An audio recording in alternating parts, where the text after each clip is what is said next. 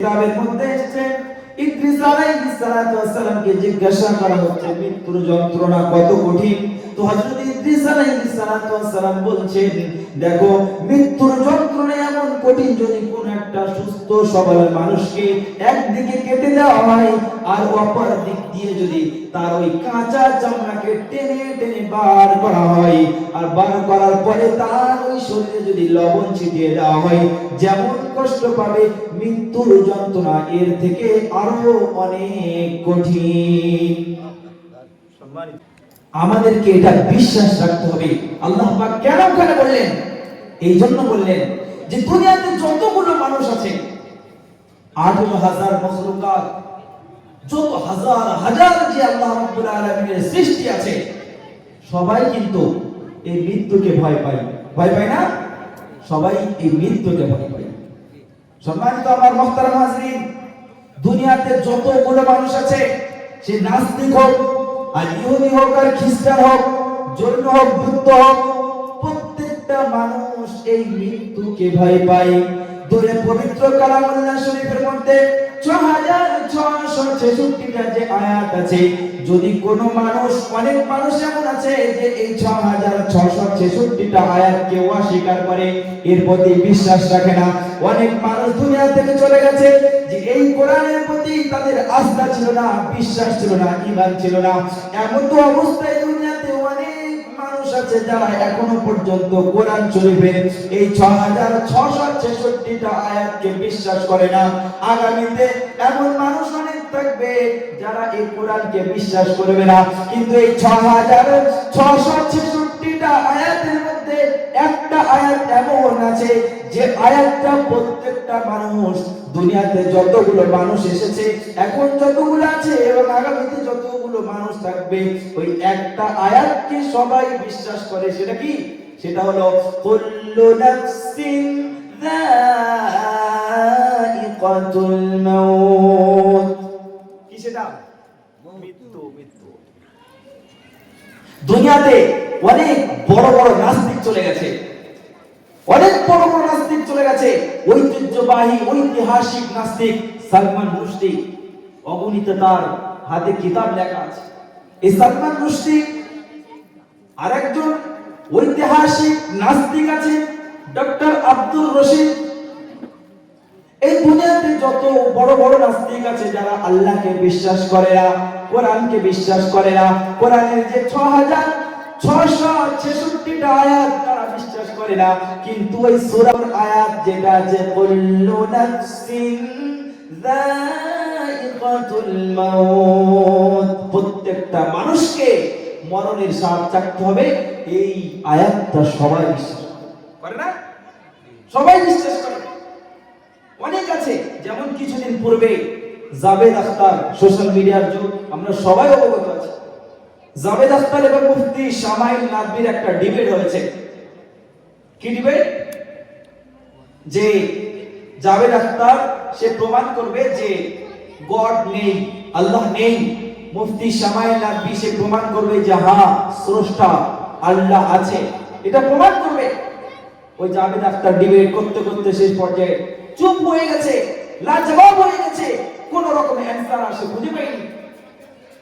সম্মানিত মুহতারাম হাজিরিন, এই রকম নাস্তিক অগণিত আছে যারা কোরআনকে বিশ্বাস করে না, মহান স্রষ্টা আল্লাহ রাব্বুল আলামিনকে বিশ্বাস করে না, কিন্তু ওই পবিত্র ঐশী কালামের ওই আয়াত যেটাতে বলা হয়েছে যে প্রত্যেকটা প্রাণী তার মৃত্যুর স্বাদ চাখতে হবে, এই আয়াতকে কিন্তু প্রত্যেকটা মানুষ বিশ্বাস করে।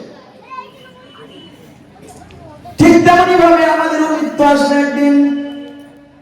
আল্লাহ রাব্বুল আলামিন পবিত্র ঐশী কালামের মধ্যে বলেছেন, ইযা জাআ আজালুহুম লা ইস্তাখিরুনা সাআতান ওয়া লা ইস্তাকদিমুন। যখন মৃত্যুর সময় হয়ে যাবে, এক সেকেন্ডও কোনো মানুষ এদিকে ওদিকে যেতে পারবে না। মৃত্যুর সময় যখনই হয়ে যাবে, তখনই আজরাইল আলাইহিস সালাতু ওয়াস সালাম আসবে আর ছোঁয়া মেরে আমাদের জানকে নিয়ে চলে যাবে। সম্মানিত মুহতারাম হাজিরিন, আমরা যারা এখানে আছি, আমরা মৃত্যুকে বিশ্বাস করি তো? মৃত্যু অনিবার্য, মৃত্যু আসবে। এই মৃত্যুর তাফসীর পড়তে গিয়ে পাওয়া গেছে মৃত্যুর যন্ত্রণা অত্যন্ত ভয়াবহ, অত্যন্ত কঠিন, অত্যন্ত কঠিন। وجاءت سكرة الموت بالحق ذلك ما كنت منه تحيد। সম্মানিত মুহতারাম হাজিরিন, আল্লাহ রাব্বুল আলামিন কালামুল্লাহ শরীফের মধ্যে বলেছেন যে খালাকাল মাউতা, আমি মৃত্যুকে সৃষ্টি করেছি। এর তাফসীরের মধ্যে পাওয়া গেছে মৃত্যুর যন্ত্রণা অত্যন্ত কঠিন। আল্লাহর হাবিব সাল্লাল্লাহু আলাইহি ওয়াসাল্লাম বলেছেন ইন্না লিল মাউতি সাকরাত, অবশ্যই মৃত্যুর যন্ত্রণা অত্যন্ত ভয়াবহ, অত্যন্ত কঠিন। সম্মানিত মুহতারাম হাজিরিন, মৃত্যুর যন্ত্রণা অত্যন্ত কঠিন। হযরত ইদ্রিস আলাইহিস সালামের নাম আমরা অনেকেই শুনেছি।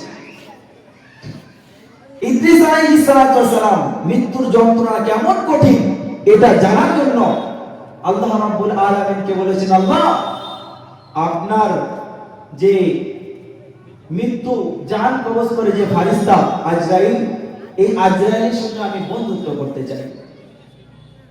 বলছে কেন? বলছে আল্লাহ আমি দুনিয়াতে এই বেঁচে থাকা অবস্থায় একবার মরতে চাই, আর মৃত্যুর যন্ত্রণা যে কত কঠিন সেটা আমি উপলব্ধি করতে চাই। আল্লাহ রাব্বুল আলামিন আজরাইল আলাইহিস সালামকে বললেন, আজরাইল কোন তুমি ইদ্রিসের বন্ধু হয়ে যাও।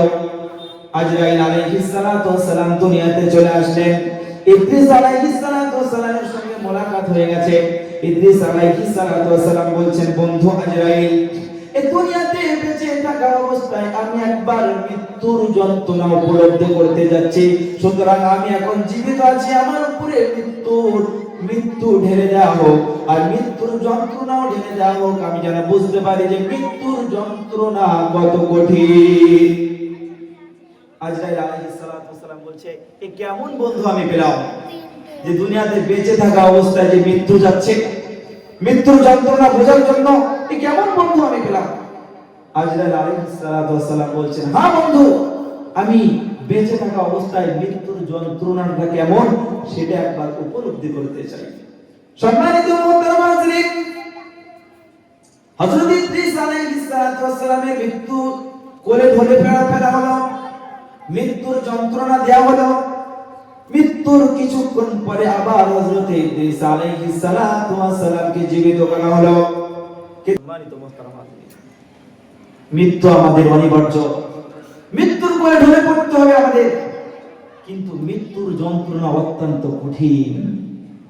হযরত ইদ্রিস আলাইহিস সালাম বলছেন, মৃত্যুর যন্ত্রণা এমন, কোন মানুষের এখান থেকে কেটে দেওয়া হলো, উদাহরণস্বরূপ পায়ের দিক থেকে তার চামড়াটা যদি টানা হয় সে কত কষ্ট অনুভব করবে। ইদ্রিস আলাইহিস সালাম বলছেন, হ্যাঁ মৃত্যুর যন্ত্রণা এর থেকে অনেক কঠিন।